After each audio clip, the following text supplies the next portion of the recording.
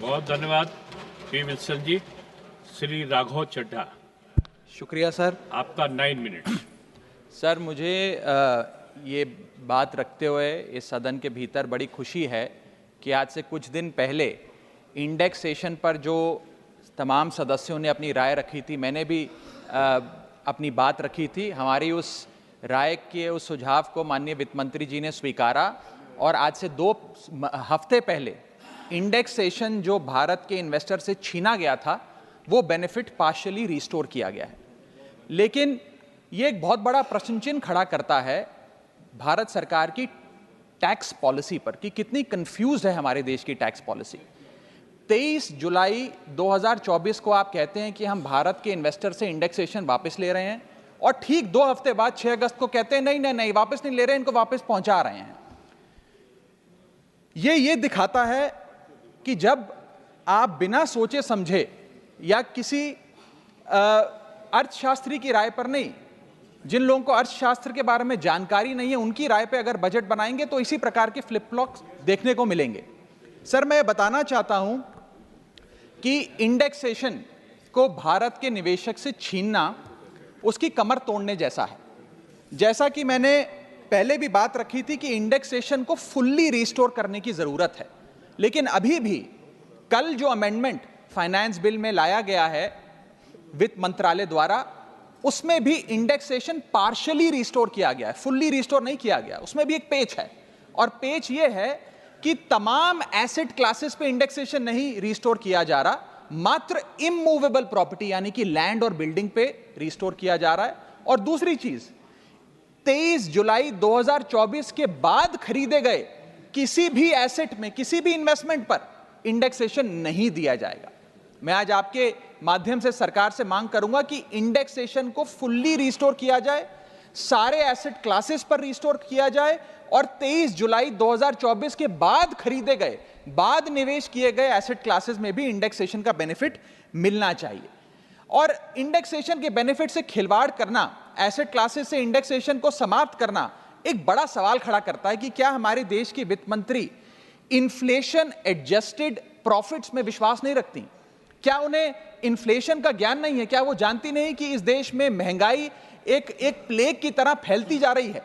और इसी के साथ साथ मैं एक उदाहरण के माध्यम से आपको बताना चाहूंगा सर कि अभी भी इंडेक्सेशन जो पार्शियली रिस्टोर किया गया है उसमें भी कितने फ्लॉज हैं। उदाहरण के तौर पे आप एक इन्वेस्टमेंट करते हैं गोल्ड में, सिल्वर में या किसी एक एसेट क्लास में जिसमें इंडेक्सेशन का बेनिफिट इन्वेस्टर को मिला करता था। आपने 1 करोड़ का इन्वेस्टमेंट एसेट ए में किया 31 मार्च 2001 को और उसके ठीक अगले दिन 1 अप्रैल 2001 को एसेट बी में भी 1 करोड़ का इन्वेस्टमेंट किया।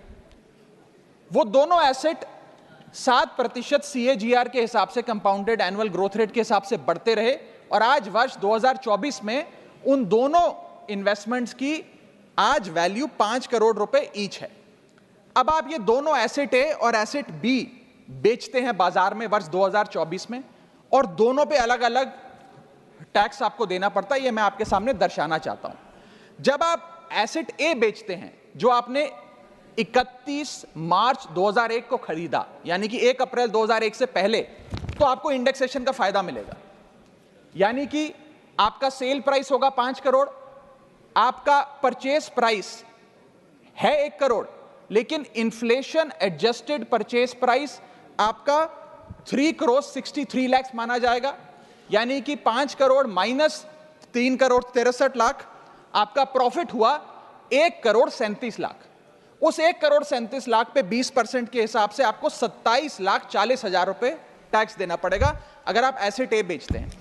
लेकिन जब आप एसेट बी बेचते हैं जिस पे आपको इंडेक्सेशन का फायदा नहीं दे रही सरकार, क्योंकि वो आपने अगले दिन दूसरे वित्तीय वर्ष यानी कि 1 अप्रैल 2001 को खरीदा, तो आपकी सेल प्राइस है 5 करोड़, आपकी परचेज प्राइस है 1 करोड़, आपका मुनाफा हो गया 4 करोड़ का और 4 करोड़ पे 12.5% के हिसाब से आपको टैक्स देना पड़ेगा जो कि है 50 लाख रुपए। यानी कि एसेट ए जो आपने 31 मार्च को खरीदा 1 करोड़ का, 31 मार्च 2001 को, और आज आप उसे 5 करोड़ का बेचते हैं तो आपको मात्र 27 लाख रुपए इनकम टैक्स देना पड़ता है।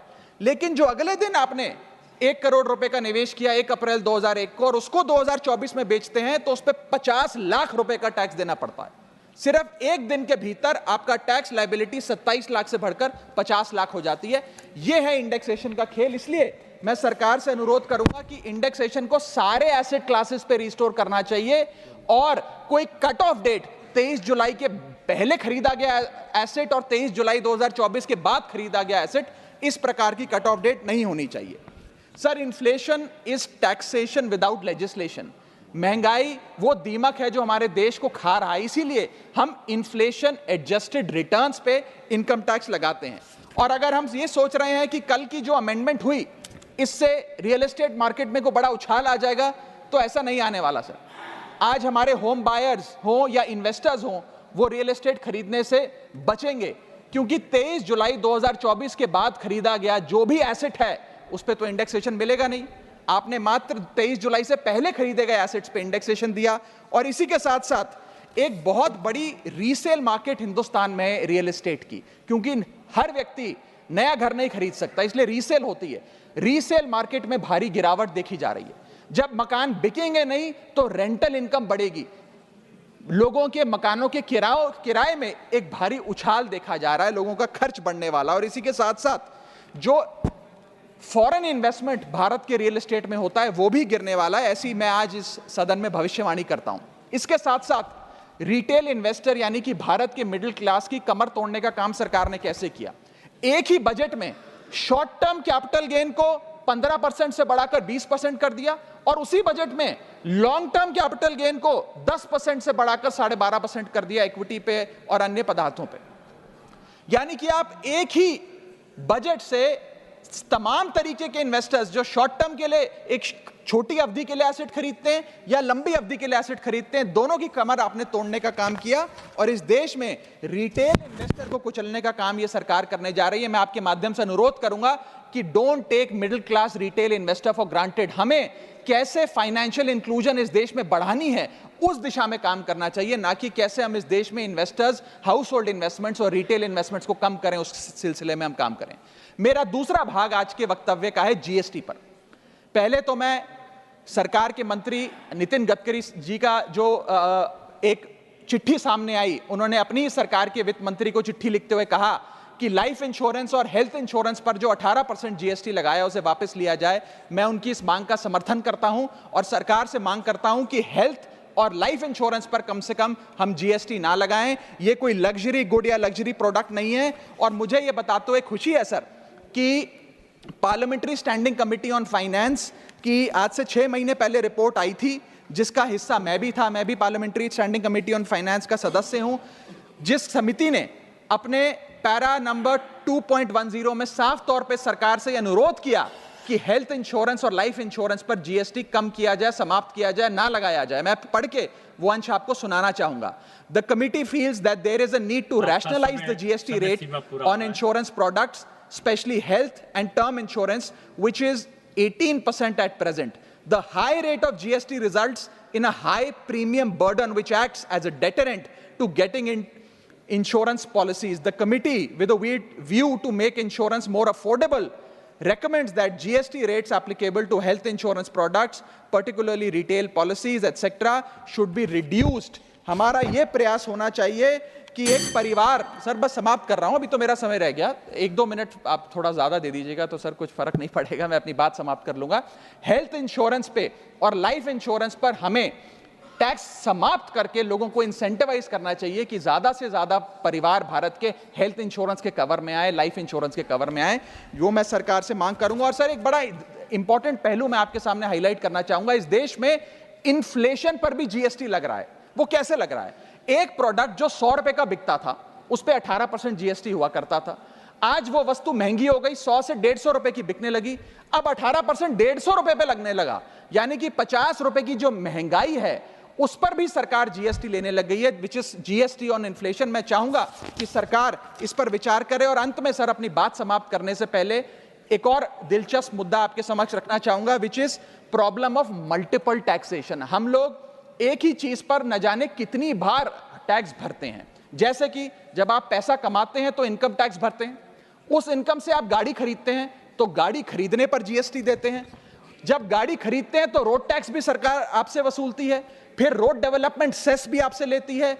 अब आप मोटर इंश्योरेंस भी कराएंगे गाड़ी का तो उस पर भी जीएसटी लेती है, और उसके बाद आप जब पेट्रोल या डीजल भरवाएंगे उस पर भी सेस और वैट लेती है, और अंत में जब आप अपनी गाड़ी को सड़क पर चलाएंगे तो टोल टैक्स के नाम पर जनता से पैसा वसूलती है। That is multiple taxation points. इतने सारे टैक्सेशन ओवरलोड कर कर हम इस देश के आम आदमी का खून चूस रहे हैं सर। और सबसे बड़ी प्रॉब्लम इस देश की आज जो बनती जा रही है आम आदमी के लिए वो है टोल टैक्स। सांसद और मंत्री को टोल टैक्स नहीं देना पड़ता, हमें छूट है टोल टैक्स से, लेकिन इस देश के आम आदमी को हर जगह टोल टैक्स देना पड़ता है। एक रिपोर्ट के मुताबिक हाईवे पे 2 रुपए प्रति किलोमीटर का टोल टैक्स इस देश के आम आदमी को भरना पड़ता है। और अंत में अपनी बात खत्म करूंगा मैं एक कविता सुनाकर, थोड़ा सा सर और इंडल्जेंस चाहूंगा। और इस टैक्स रिजीम के बारे में 4 पंक्तियां लिखी हैं सर, मैं आपके सामने पेश करना चाहूंगा। सरकार का एक सूत्री मिशन है टैक्स, सरकार का कमीशन है टैक्स। जगने पे टैक्स, सोने पर टैक्स, हंसने पर टैक्स, रोने पे टैक्स, खाने पे टैक्स, पीने पे टैक्स, बच्चों की पढ़ाई पे टैक्स, बुजुर्गों की दवाई पर टैक्स, फसलों की बुआई पे टैक्स, ट्रेन और यात्रा हवाई जहाज पर टैक्स, खरीदने पर टैक्स, बेचने पे टैक्स, फैलने पे टैक्स, समेटने पे टैक्स, सड़क पे टैक्स, आसमान पे टैक्स, गाड़ी पे टैक्स, मकान पे टैक्स, सपनों पर टैक्स, अरमान पे टैक्स, खुशी पर टैक्स, मुस्कान पर टैक्स, दिन रात की गाड़ी कमाई पर टैक्स, किताब पर टैक्स, सियाही पर टैक्स, सब्जी पर टैक्स, मिठाई पर टैक्स। सरकार जनता से वसूल रही है बीजेपी से दिल लगाई पर टैक्स। बहुत बहुत शुक्रिया। धन्यवाद। नेक्स्ट श्रीमती